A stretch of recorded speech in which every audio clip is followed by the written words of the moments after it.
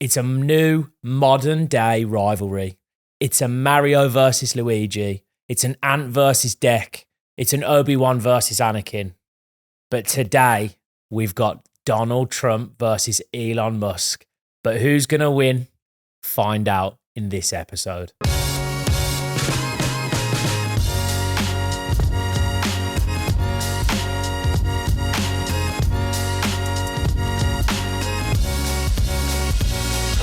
What on earth has happened?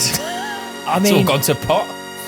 It's only been a few days and everything was rosy. Everything seemed absolutely brilliant. And now we've got what is now an equivalent of Kim versus Khloe Kardashian in the White House with Elon and Trump. And I can't help but be embarrassed. I can't help but be shocked. And it was just so out of the blue. But I think there are some real interesting dynamics going on in the background as to why this has happened. But straight off the bat, for anybody that doesn't know code, give everybody a bit of a breakdown. What the hell has been happening? Well, this is it. So since before Donald Trump was actually elected, there was a few big catalysts as to what probably did help him, in all fairness, as much as he wouldn't want to admit, get into the White House and have such the landslide that he did. And one of them was the endorsement of Elon Musk. It was a massive, massive feather in the cap that a lot of Americans would have looked to and gone, you know what, if Elon Musk is saying, because he was literally saying, if the Democrats get in, it's the end of democracy because they'll keep bringing in more and more, illegal immigrants, allowing them to vote, and then you're going to end up with a California, but all across America because everywhere's going to end up blue.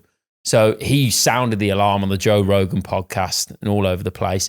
Then he went dark MAGA and started doing a load of mad stuff that he does, which is all very amusing.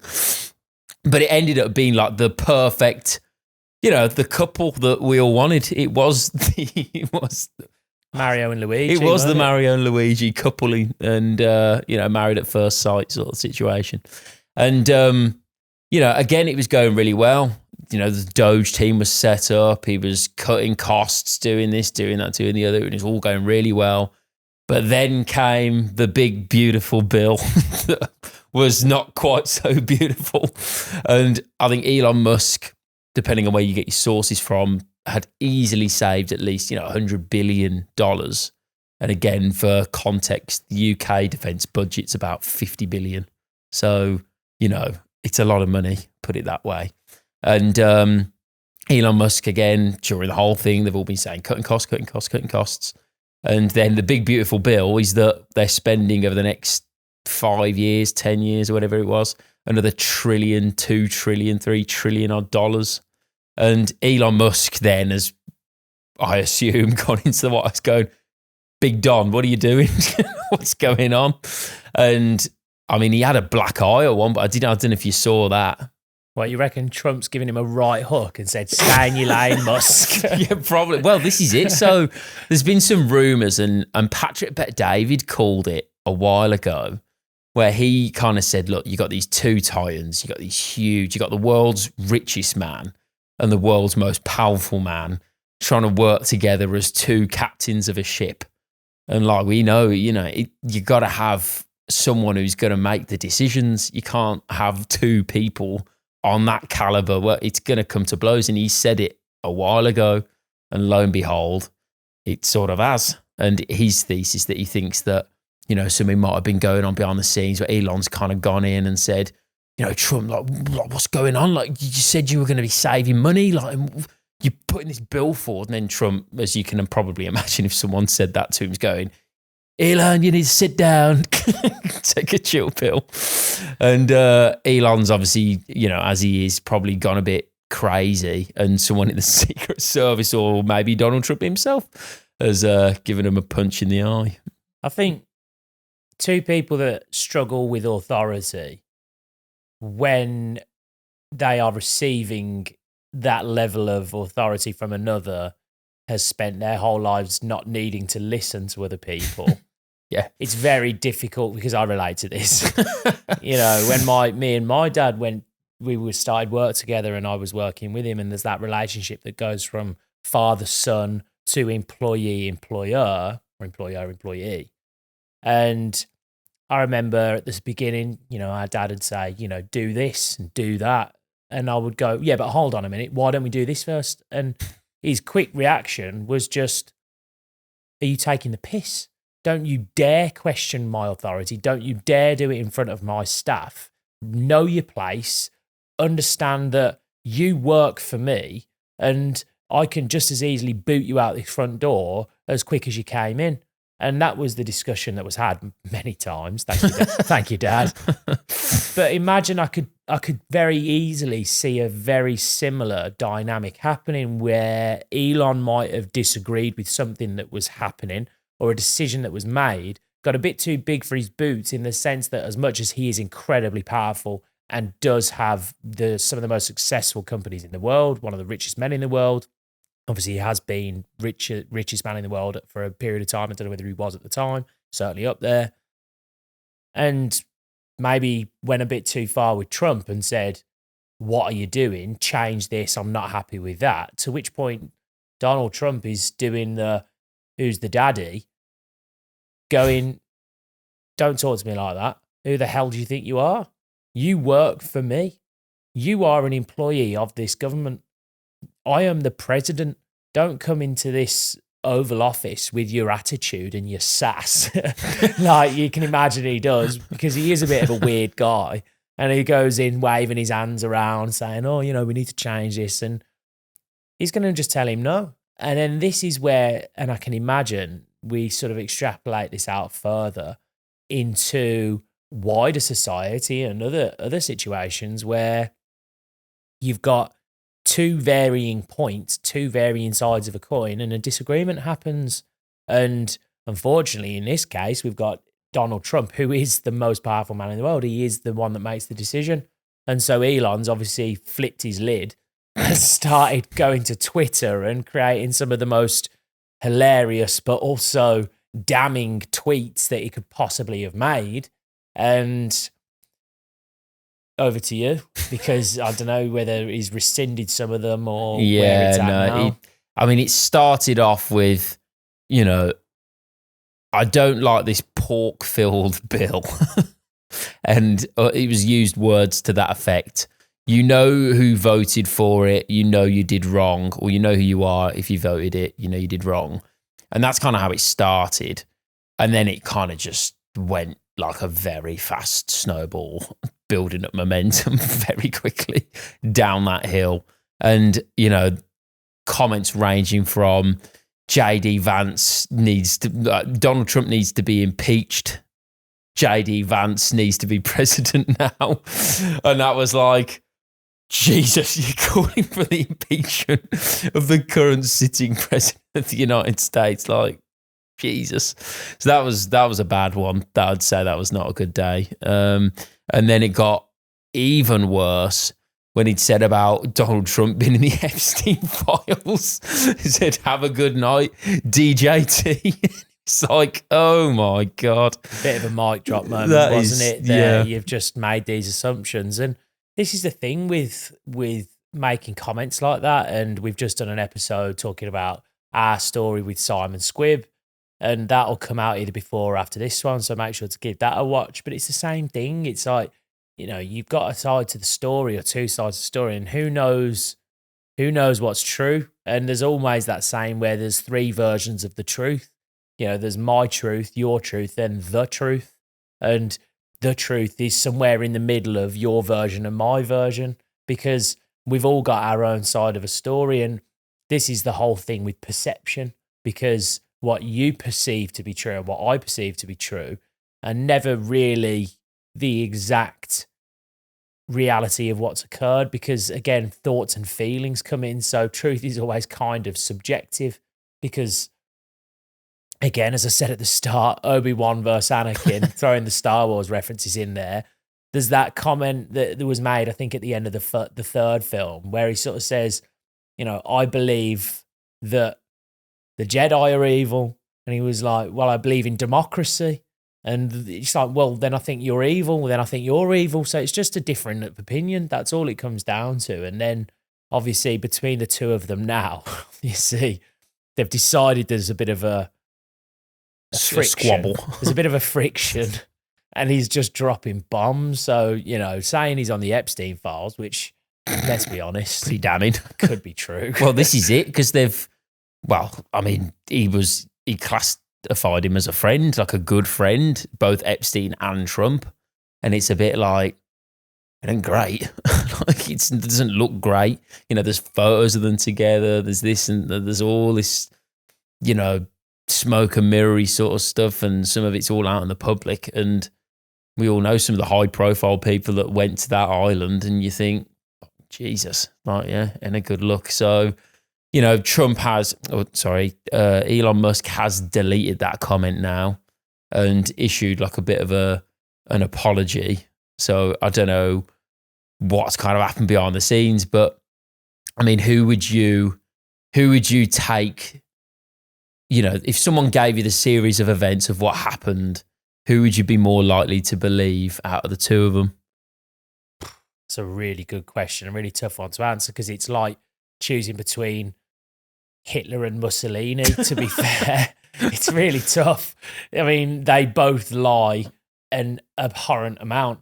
They both lie a lot, and one is very hard to trust, but they do it under this guise of virtue, and it is really tough. And this is where, again, we're all brainwashed. Everyone is brainwashed, because we did do an episode where Trump was going to the White House, and for me, being a businessman and quite big on capitalism, I was thinking that's going to be great for business, great for stimulation, great for the economy. And that's my side of how I see things. I'm very individual. I think we all should like you said, meritocracy is a big one for you. So you get out what you put in life. And I realize we all start on different level playing fields, but I'm not as far right enough where I think that screw everybody else that's not me. You know, I do think that we need to have a situation or a place for helping those that need it. 100%, but then obviously there becomes that argument where, well, people take the piss with it. So there's always that dichotomy and dynamic. So if anything, I'm very in the center. So when Donald was coming to power, I thought, look, well, I think we've gone a bit too far to the left. So I'm hoping he can bring it back in more to the center and bring some equality back in. And well, that's not happened. It seems now I'm seeing things unfold. I'm man enough to say that some of the things that he's done since taking power, some of these things like the LA riots that's happening at the minute, it's getting a lot. And a lot of the tariffs, you know, a lot is happening. I have only got so much, not forgiveness, but so much rope to give someone before they hang themselves. And then it gets to the point where I'm like, you've just taken it way too far. You've rallied the troops. You've won the election. You've won by a landslide. And now you're just destroying your own reputation. And he does it every single time. He builds himself up and then he just destroys his own reputation. So back to the question is, who do I believe? Really tough one to answer, because I think Donald Trump does have a real America first mindset. I think sometimes too much, where he tries to prioritize America without enough thought for others. But then Elon, who does have this world first mentality of him trying to help people and create these amazing companies that do amazing things. But he's also a bit of a freak. Just a bit weird. It's like an X-Men. Yeah, he's a bit like, weird. Iron Man.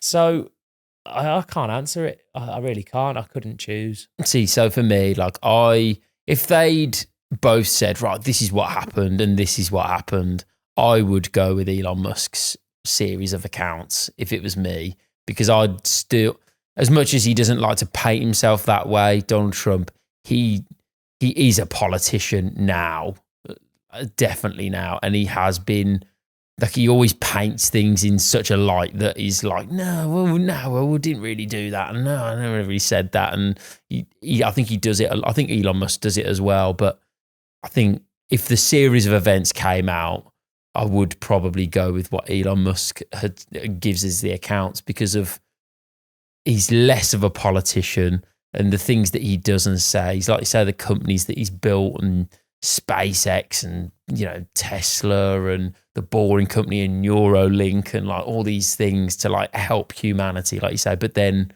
I think he's gone into that very much as a person I can see a problem that we're spending too much money. We need to cut spending.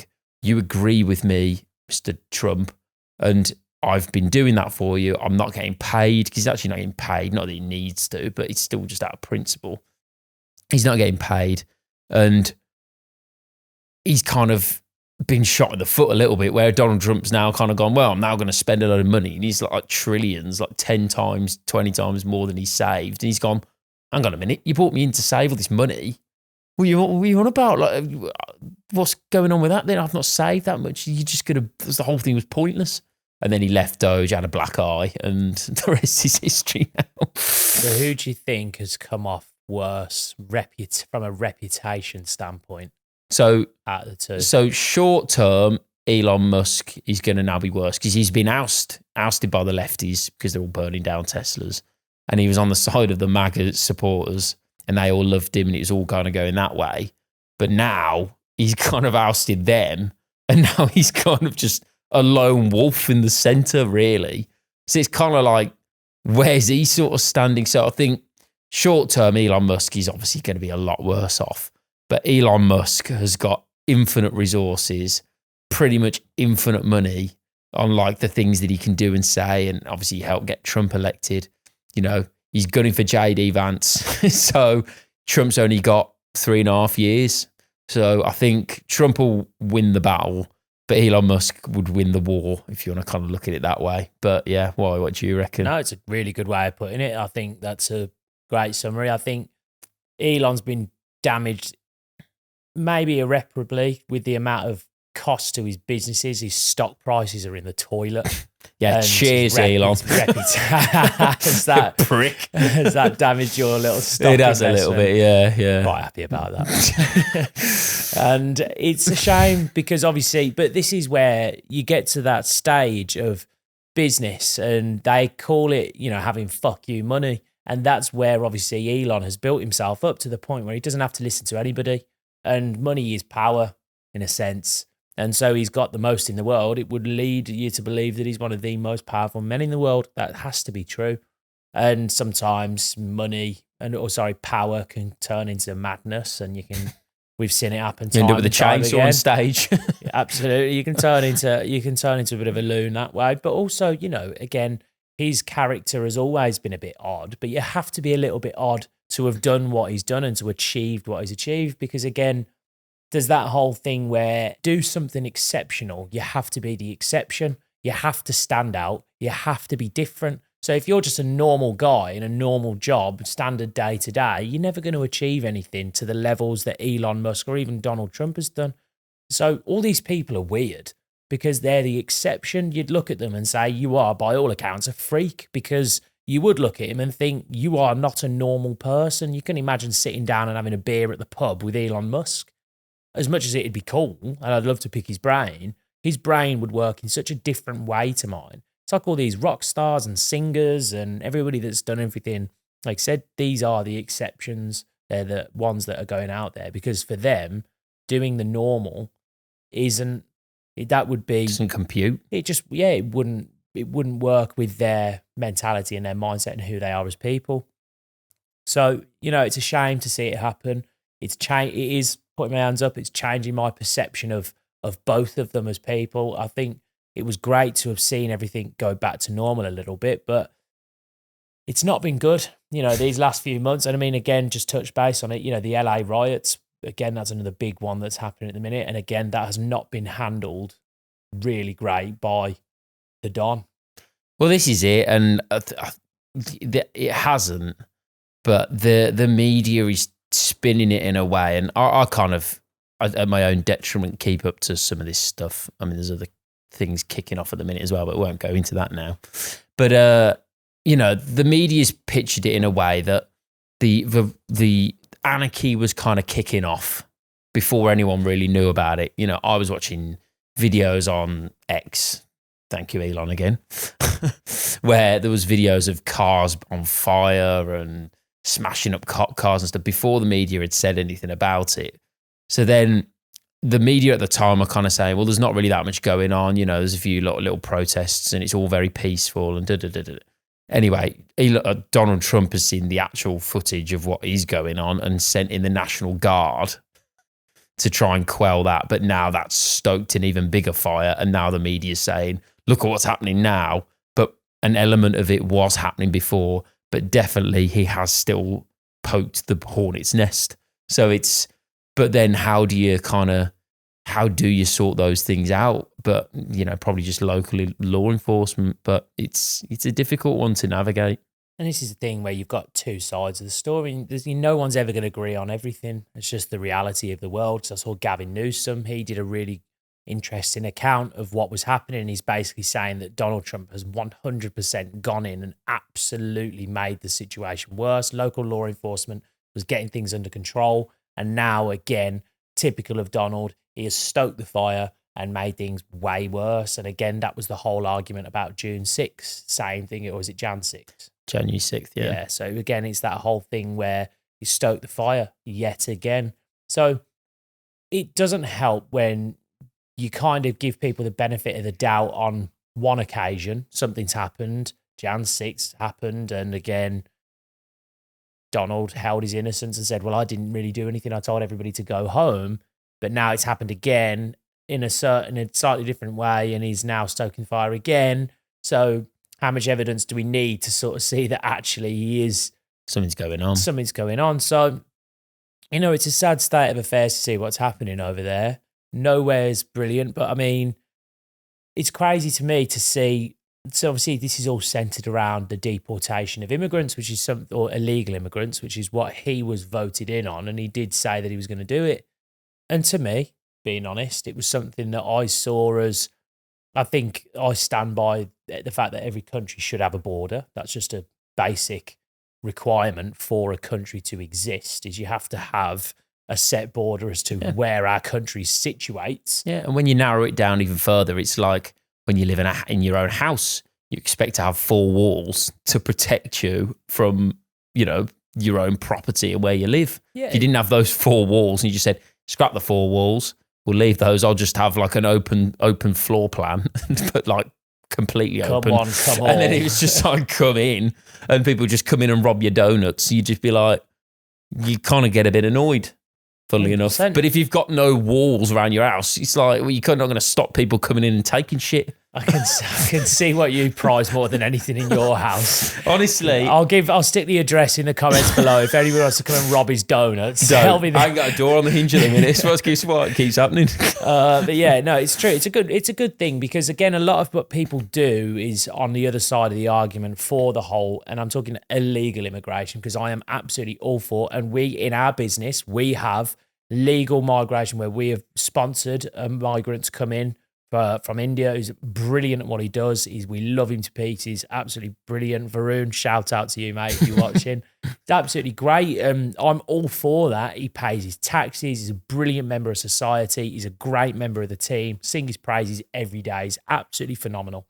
What I'm not for is this whole illegal immigration done under the guise of asylum seeking, because it's, again, I'm all for asylum seeking, but there's proper channels for things to be done. And that's just unfortunately what doesn't seem to be happening.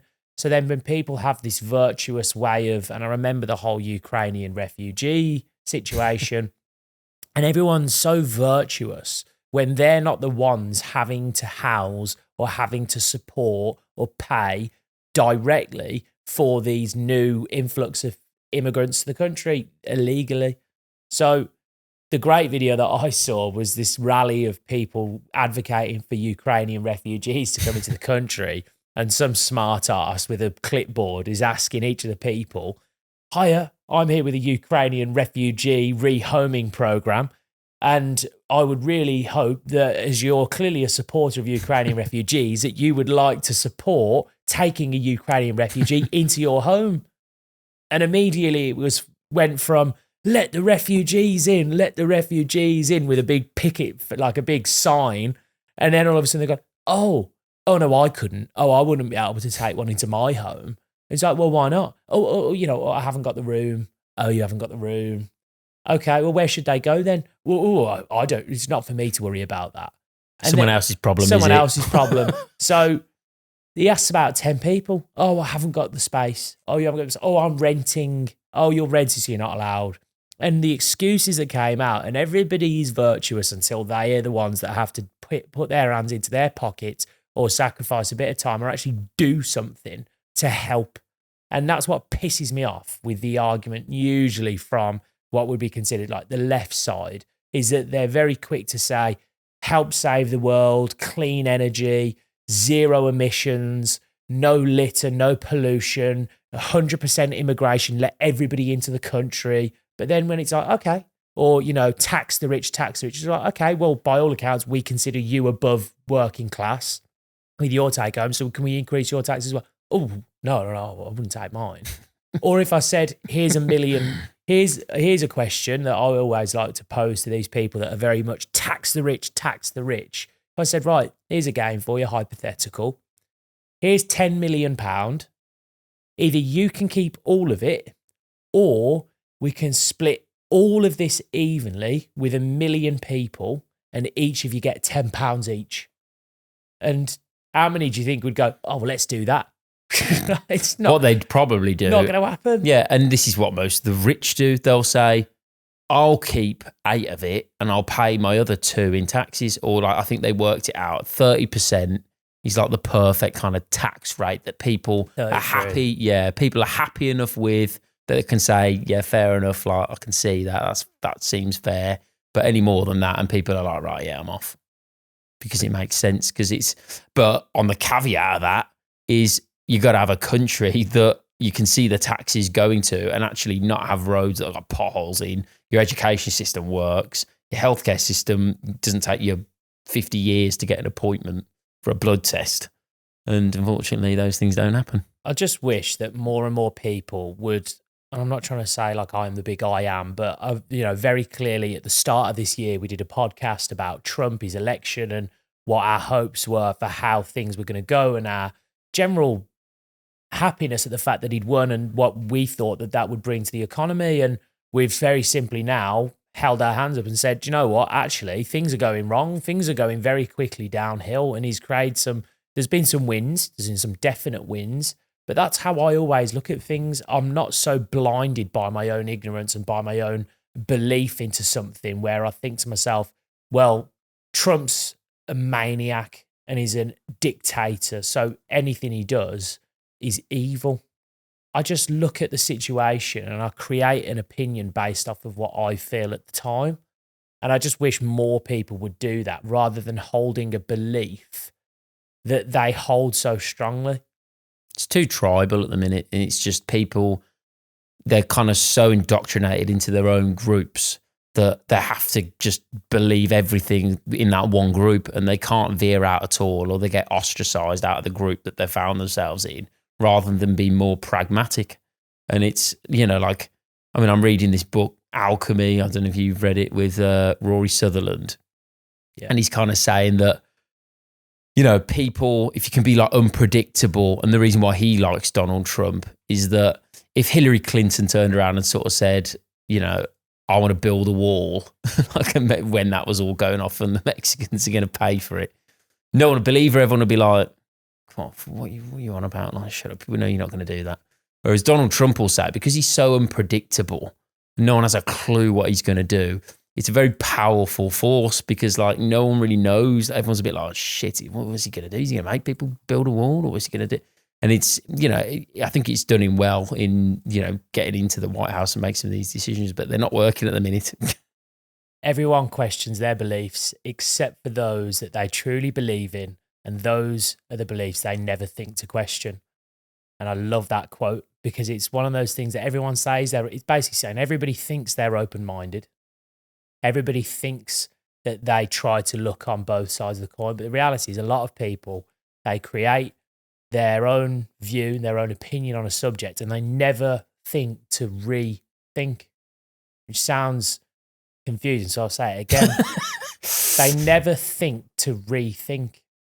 And it is important because opinions change, landscapes change, politics change, countries change, people change, you change. So you need to spend more time rethinking about the thoughts that you have held for so long, because it's very likely that they might have changed, or the thoughts about people that you had might have changed.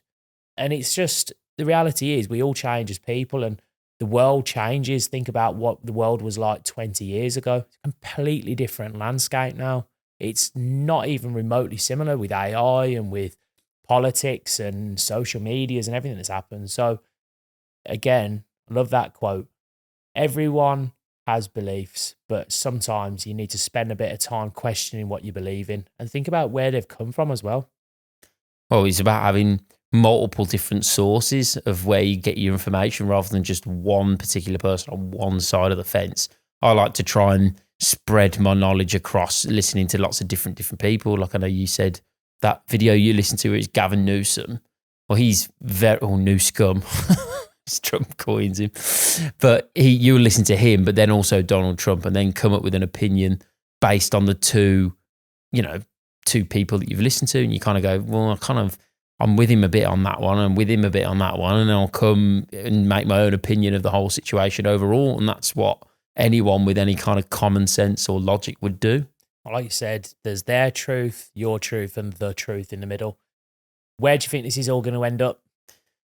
I think they'll kiss and make up. I think they'll kiss and make. They have to. There's no choice. Like Elon Musk, I think, like I said, I do like him, but the guy obviously he loves his power and he likes to be involved. And I think when you've kind of been in the White House, not that I have, disclaimer, but I think when you've been in the White House and in that position of power and you've seen some of this stuff behind the scenes, I think to then go back to, I mean, he's hardly got an ordinary life, but, to go back to that is going to be a bit like, oh God, this is not got the thrill of like what he was doing before.